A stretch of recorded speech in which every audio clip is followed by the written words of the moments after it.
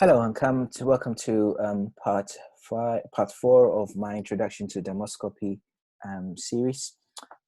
So this is a continuation of my previous presentation. So if you really want to get up to date where we are, it'll be good to look at a previous presentation.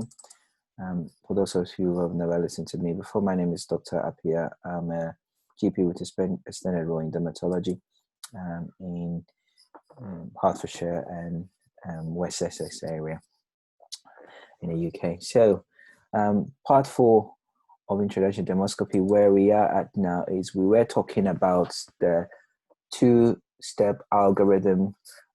In my previous videos, we've done the diagnostic criteria of melanocytic lesion and then also diagnostic criteria for BCCs, for seborrheic keratosis. In this video, we're going to look at the various other diagnostic criteria. We're going to concentrate on BCCs and possibly vascular lesions as well. So let's start with diagnostic criteria of basal cell carcinomas. So the criteria are composed of one, a negative feature, which is negative pigmented network, and 6 positive features. This is the key for you to understand what that if the lesion you're looking at is a BCC, it should have negative features and also it should have positive any of the 6 positive features. So to diagnose BCC, there might be an absence of the negative feature and one or more of the positive features must be present. So these are the positive features in the criteria for a lesion that makes you think that it's a BCC.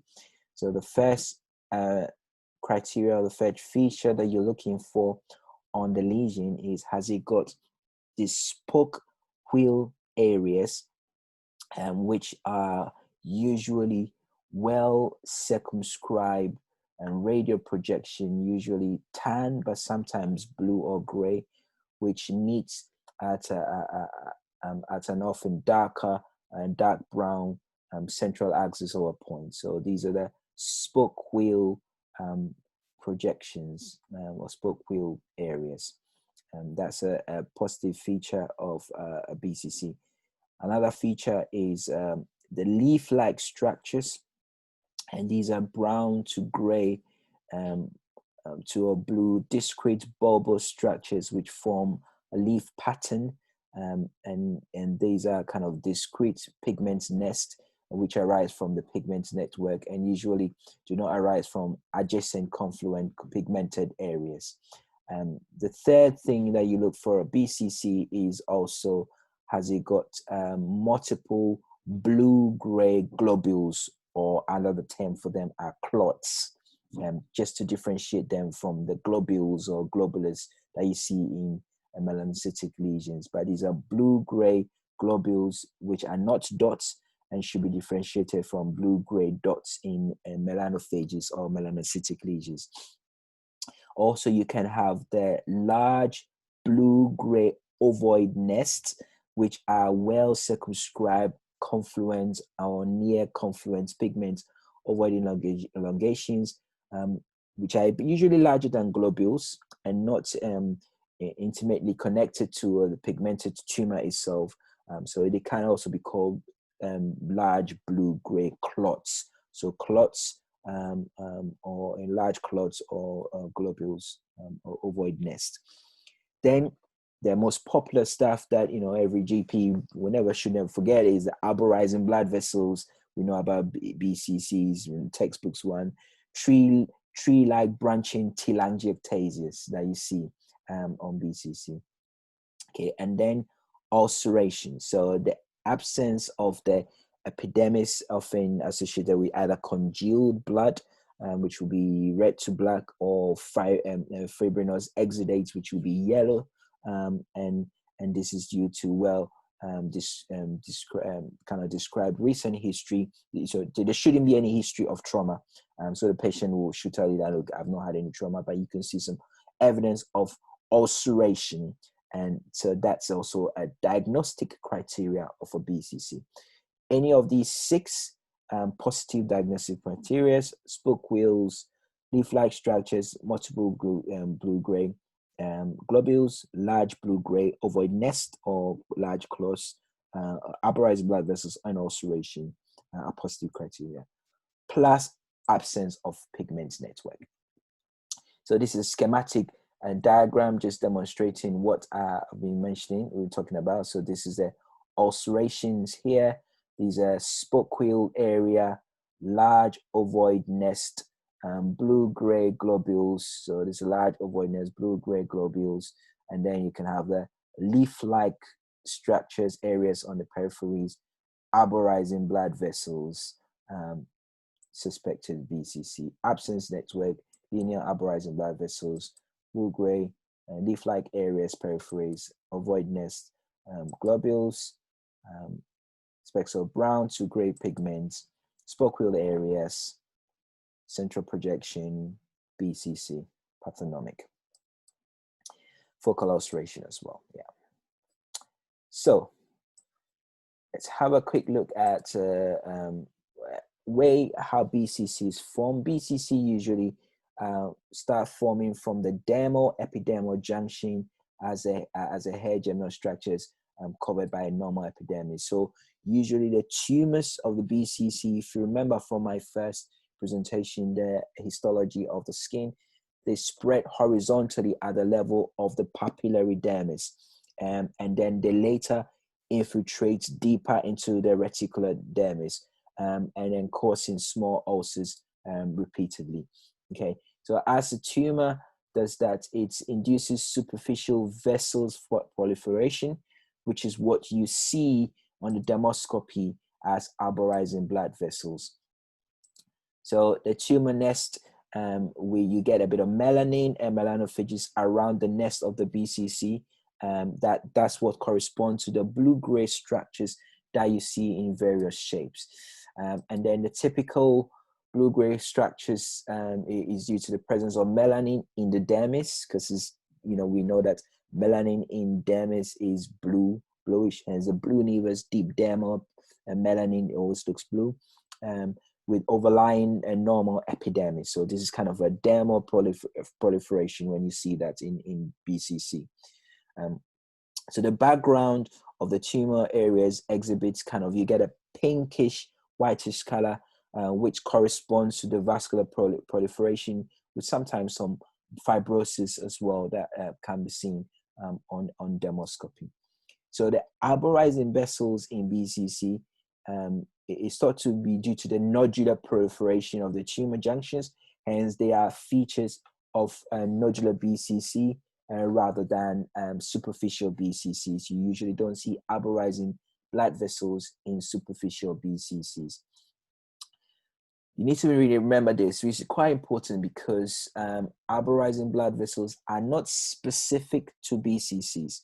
Okay, so they can be seen in some neoplasms, so like sebaceoma or sebaceous carcinomas, even sebaceous glands hyperplasia. Sometimes you can see some blood vessels on the peripheries. They are a little bit unique because sebaceous hyperplasia, some people I've had a couple referred into two-week clinics or in dermatology as suspected BCC.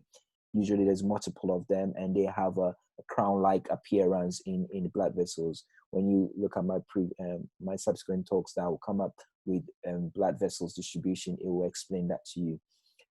But any space occupying lesions, even like epidermal cyst, tends to produce arborizing blood vessels. So yes, they are pathognomic of BCCs, but you have to look at other features of the BCC for you to think that what you're looking at is just a BCC and not any other tumor, even like an epidermal cyst. So if you look on dermoscopy, you can see some blood vessels, epidermal cysts, but they are not arborizing blood vessels. And as I said, they are not features of a superficial BCC.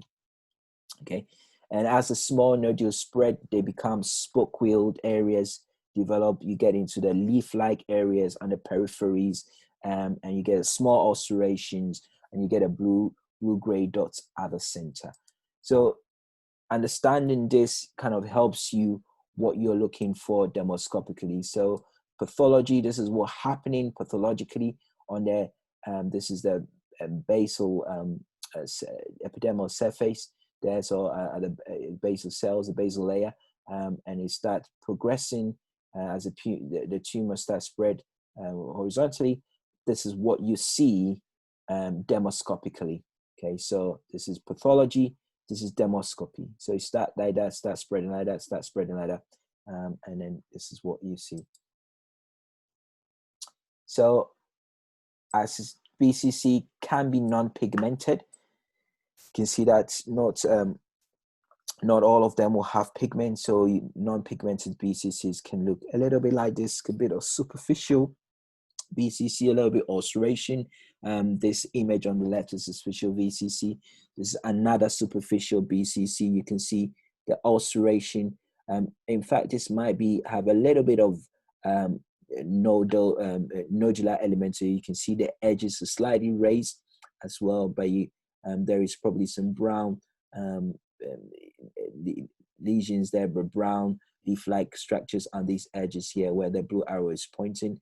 But this black arrow is pointing the ulcerations that you can see in BCC as well. Nodular BCCs, the arborizing blood vessels develop when the nodule is beneath the epidermis become larger. So there's an dermal spreading of the lesion. That's where it becomes larger. As the nodule enlarges, it occupies space like any other space occupying lesions in the dermis. You start seeing arborizing blood vessels, and you see ovoid nest leaf-like areas radially, peripheral ulceration, and then blue-gray dots at the center. So that's what nodular BCCs spread like. So you get this way in nodular BCCs spreading that way. Then you get arborizing blood vessels as opposed to the superficial BCC schematic that I showed you before. This will show that spread will give you all these blood vessels, the branching blood vessels that you see there, and then the leaf-like structures in there at the edges there. You can see the leaf-like structures at the edges there, and yeah, so and a bit of ulceration in the middle there.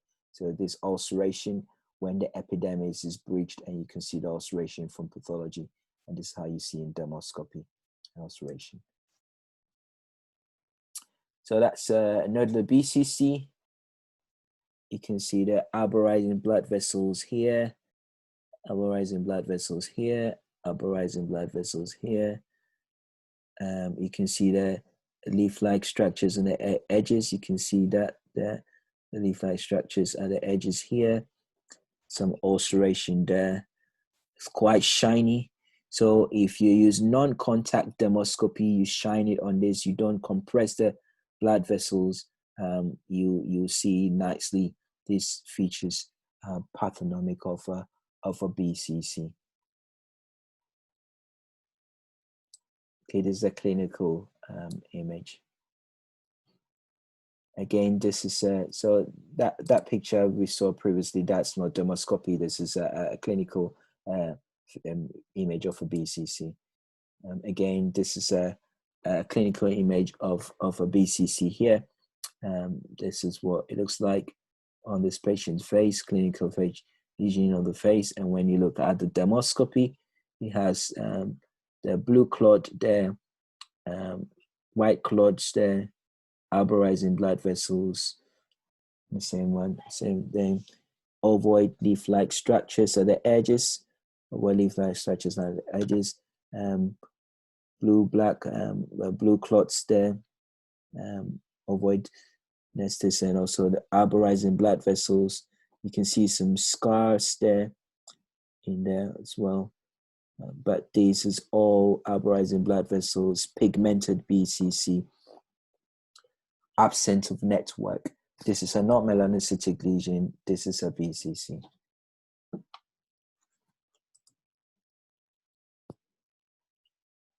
So this is a case of a BCC of actually saw a participation in clinic, and by permission allowed me to take this photo. So this is a clinical picture of the lesion, and this is a dermoscopy picture of the lesion. You can see the surrounding arborizing blood vessels, blue clots there. You have the ulcerations over there. You see ulcerations there very clearly. And BCC, there's like leaf-like structures in here as well, on the edges. That's a nice BCC that was referred to the max vac, and he was excised. He's doing well. So some BCCs are non-pigmented in the sense that you don't see the blue-gray dots or clots there. So they'll see more of the ulcerations, but you can still see the surrounding halo. But you can appreciate the arborizing blood vessels, surrounding surface, arborizing blood vessels, ulcerations. This is a BCC, but it's non-pigmented. Much more common than the pigmented BCC, and then you can contain some flecks of gray color, but usually you get a superficial BCC, typical bluish pink color. You might get the asymmetrical arborizing blood vessels, or some are here, and not all and you get a focal ulceration. Slight scaling there, and white areas of regression may be present, but this is all features of a BCC. Okay, as we said today, another BCC lose the blue hue and instead have a white rim around the central ulceration as the disease progresses, and you can get that with other keratinizing lesions as well. You might see some milia in here. I think there's a milia here, some milia here, but that's all I can see there in terms of milia. Okay, so there's talks about this crystalline structures may be seen. This might be much more appreciated in non-contact dermoscopy with non-polarized light, and to show the crystalline features as well. It's a non-pigmented BCCs. That's what dermoscopy comes in. So this part, I'm also going to look at the diagnostic criteria of vascular lesions. So again, in the first step, you've come to appreciate the melanocytic lesions diagnostic criteria from my previous video, diagnostic criteria for seborrheic keratosis also from my previous video.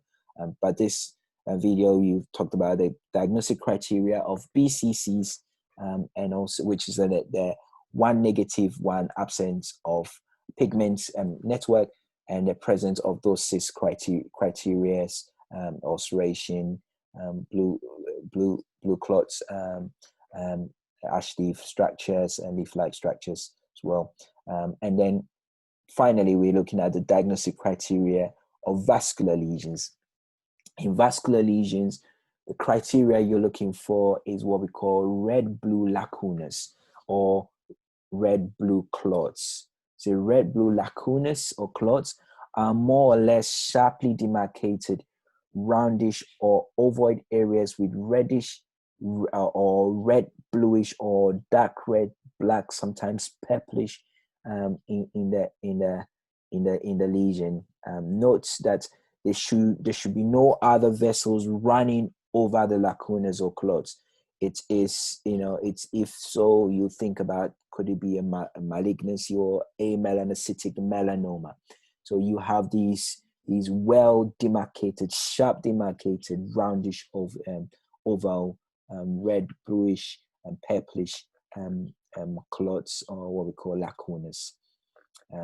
Again, you can also have a reddish, red blue or reddish black, purplish black homogeneous area where there is structureless homogeneous area of red black with red black discoloration, or red bluish to red black discoloration.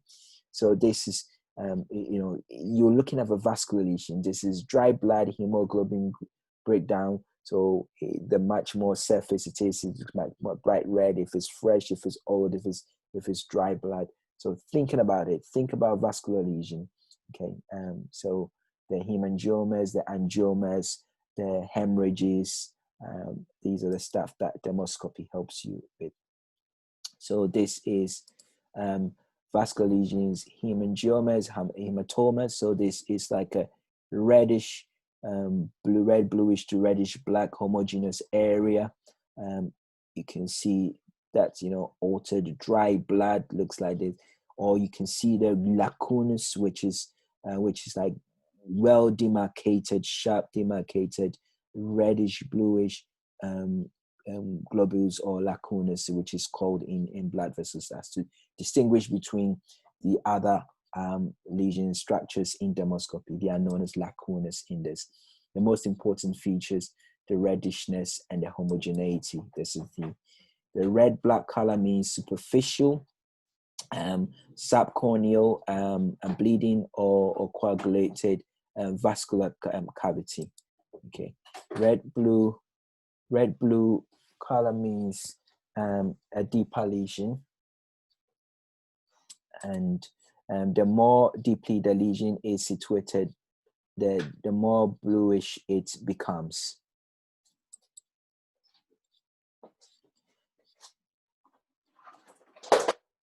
Hemangioma is also another lesion that you look for.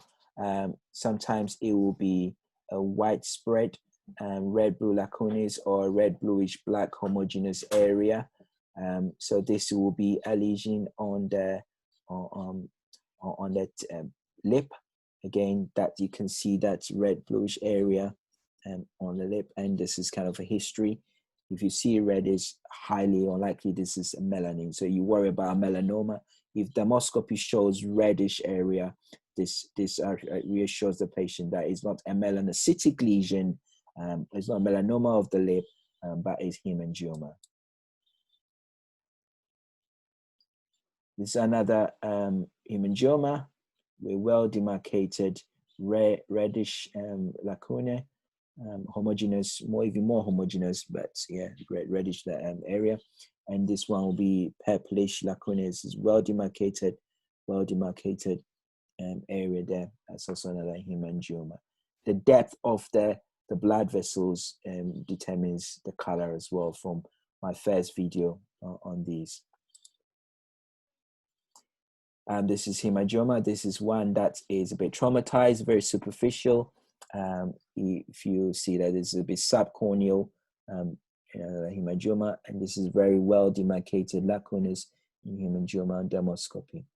Okay, really, really important. You can use this to reassure a patient.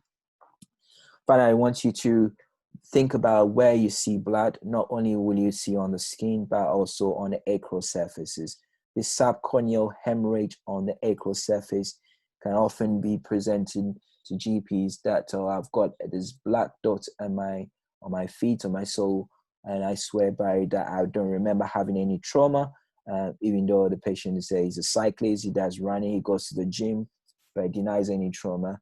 Those pressure wearing things like running, it can give you some bleeding while you don't subconsciously remember. Or you can see one day you can see a black spots there, and if you examine closely with the dermoscopy, this talon noir shows that this is well demarcated area in there where there is reddish bluish brown area pigmentation, and it looks more blood rather than melanocytic. You will compare it when we come to melanocytic lesions of the acral surfaces in my my talks, which will be coming up, and that will help you to distinguish what a mole or melanocytic lesion on the acral surface looks like compared to a hemorrhage. One way to distinguish between this is, you can tell the patient, or you can use some scraping, you can use your scalpel blade, just remove just the corneal surface there. You can reveal the blood on dermoscopy, give it a couple of weeks, and you can see that this will start starts regressing, and that reassures you that this is really not this is blood, not a melanocytic lesion. Again, that's another hemangioma, clinically, and the same hemangioma on dermoscopy. So the reddish purplish lacunae, which is well distributed in there, and you can reassure this patient. They might be traumatized, therefore it looks a little bit dark somewhere, but it is a hemangioma. Right, thank you very much for this part. We're going to go on to the next video. So for you to carry on with part 5, I will see you in the next video. Thank you.